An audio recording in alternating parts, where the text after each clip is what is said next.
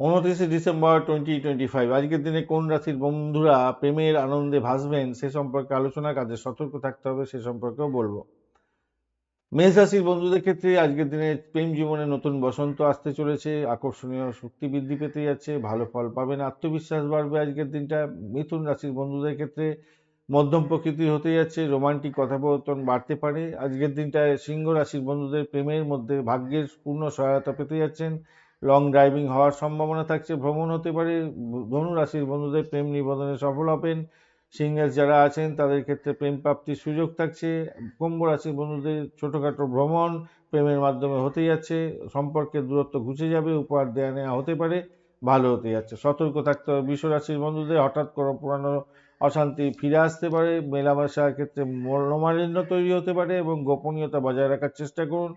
কর্কট রাশির বন্ধুদের কাজের চাপে সঙ্গীকে সময় না দিতে পারার কারণে অভিমানের পালা চলবে। কন্যা রাশির বন্ধুদের ক্ষেত্রে প্রেমের ক্ষেত্রে কিছুটা বিষাদ এবং একাকিত্ব বোধ হতে পারে, সঙ্গীর স্বাস্থ্য নিয়ে চিন্তা হতে পারে। তুলা রাশির বন্ধুদের প্রেম জীবনের ক্ষেত্রে তৃতীয় কোনো ব্যক্তির হস্তক্ষেপের সম্ভাবনা রয়েছে।